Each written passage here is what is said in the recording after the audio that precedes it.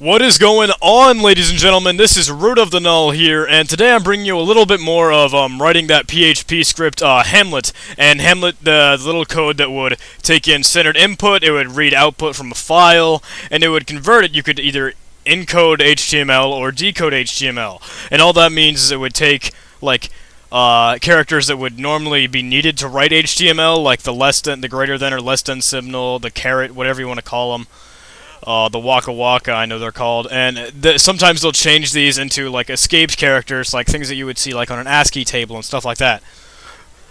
But yeah, I've talked about that already in a little bit of another video. But yeah, here I am again, bringing you another code commentary, and it is November 24th, 2011. So happy Thanksgiving, all you crazy folks out there.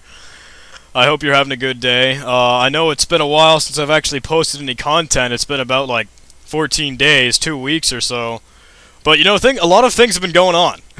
I say that all the time, but I actually have been trying to push out a little bit of code for you guys. And I've actually got some footage for another code commentary I can do. I have an idea for something that I might be writing in Game Maker, and that's going to be like a little interactive shell. You know, like, I'll talk about that for a while right now, actually, because get it out of the way. Sorry. Pardon my coughs, too. I mean, I've been feeling a little sick over the last week, actually, but, you know, it sucks, but hey, we'll push through it. But yeah, if you guys are familiar with Python, you know IDLE, the Interactive Development Learning Environment, or something like that. No, it's integrated.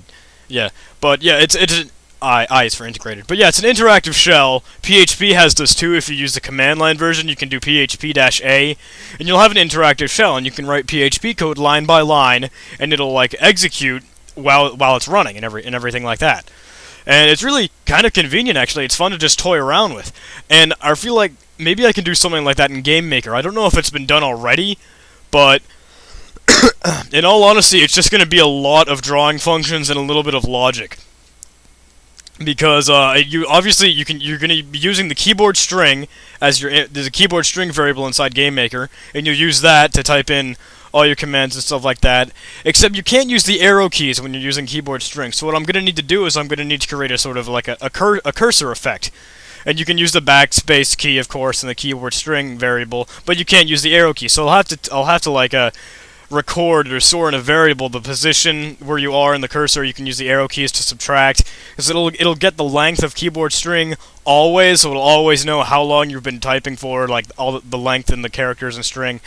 And then if you use like the left arrow key and you're moving backwards, it'll subtract from that amount, and then the cursor will know to follow there. I might actually incorporate the shift key too, so you can select stuff. I'll use that clipboard function, so you can copy and paste things to the clipboard. It'll be convenient. I hope. Like, it's something that I'm just thinking about. You know, I'm sure you guys know there are plenty of projects that I've thought about and I just never got to. I'm sort of guilty of that. I do so much thinking that I can't get everything out of the way. But yeah, other than that, there is that Game Maker thing that I've been looking at. The next code commentary footage that I might show you guys is some Python work. I'm sure you're kind of excited about that, because I've been talking about Python for ages, and like I do want to work with Python. I want to use the Pygame module so bad. I want to break away from Game Maker, because it's Windows, and Windows is It's not really but I would much rather be in my happy Linux environment. And I'm actually thinking about moving back to just regular GNOME as a desktop environment, because LXDE has a problem with keyboard shortcuts. Like if you wanted to use Alt F7 in my Ubuntu installation with it's running the LXDE in desktop environment. That's kind of redundant because desktop environment is in the acronym. But whatever, you understand what I'm saying. But if you use the Alt F7 keyboard shortcut to move the window with the arrow keys, it won't let you. It won't let you do that. So I tried moving it into XFCE for Xubuntu or Xubuntu, however you want to say it, and that lets you do it. Except XFCE doesn't display the file edit menu and stuff like that. The things that you would be able to access if you hit Alt F. You can still access them with Alt F, except you really don't see the menu. So if you select Alt F on your keyboard, you can see the file menu pop up right at the bottom right screen, the bottom right side of your screen and stuff like that. But even then, you still don't know what it is that you're looking at, because you don't see the file, you don't see the edit, you don't see the view, you don't see the tools and all that. So it's a little inconvenient. And in all honesty, I would really, really love to have my compass like my beautiful, beautiful Compiz animations back. You know, like the wobbly windows that I used to be so obsessed with, and all that stuff. And the animations, and like having my windows explode when I click them. It'd just be tons of fun and really, really cool. But I actually haven't tried Ubuntu 11.10, the Oneric Ocelot distribution. I've been sort of like waiting till I have a lot of free time to do that, and the thing is, whenever I do have free time, I'll goof off and play Call of Duty. I'm a terrible person. But yeah. And I've been working with Nullshell, or at least I'm thinking about working with Nullshell, because I really, really want to make it, like, something that can be seen in all browsers. Because I hate working with Internet Explorer. It's inconvenient that it doesn't recognize my CSS3 selectors.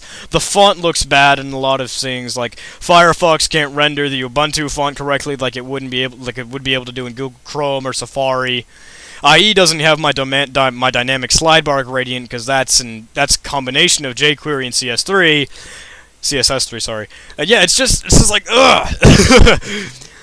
I'm getting really frustrated, and the thing is, like, there's so much of a time constraint in my life because I'm in high school. You have to understand that I'm a high school student, and people always tell you, like, when you're in high school, you should do everything you can. You should join so many clubs. You should get involved. You know, meet new people, do different things.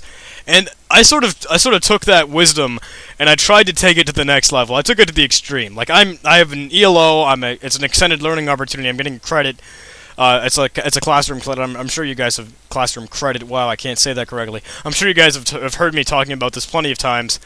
I've got woodworking, I've got trumpet, I'm gonna do soccer next year, I'm still doing drama, I have the Key Club, I've been part of French Club, I am part of Freedom Found, which is like a group meeting every week, and it's just, oh my goodness, you know? things to do, people to meet, stuff to see. It's crazy. But, the thing is, I'm still trying to fit programming and, you know, my hobby and my passion in there. But yeah, you are going to be seeing, back on track, in all honesty, if we can just shift back to code and what I should be talking about, this is sort of a code commentary, you know. The Python video that you're going to see real soon is actually me at school. Yeah, exactly. I was in my digital graphic design class, and I'm like, you know what? I'm going to write some code. And you know what? I'm going to record it so everyone else can see. So, the thing is, I was in my digital graphic design class, and I was doing my thing. I was like typing out Python code, and I'll talk about what I was doing and everything in the next video. But I was in my digital graphic design class, so there are a few moments where you're actually gonna see me work in Photoshop and like mess around with a couple pictures, because that's what my teacher wanted me to do at that time. So I hope you guys are okay with that, and you might actually see some detailed information. I'm just playing. But yeah, excuse me for my cough, you know. But I think I've run out of things to say. Holy crap. No. I still have like another minute to do this code commentary. Okay, I'll just pump out some content. If you guys are interested in my life and what's going on my end of the spectrum, I am still doing drama. I told you guys we just got done with our fall production for the school, which was a comedy, and it was absolutely hilarious and tons of fun. And now we're moving on to a one-act, a show that only has one act. You know, it's shorter than most shows. It's only an hour long, or less than that usually. And we're taking this to competition. We are competing with other schools, and I actually got cast as a lead role. I was really pleased about that. My director was happy enough to, like, well, he must trust me. He must trust me. I mean, I hope so. Put me as a lead role in something that we're competing in. So I'm really excited about that. But yeah, new code coming out. Hopefully, there's really a lot of stuff that I need to get around to, like writing that Hamlet page. Stupid me.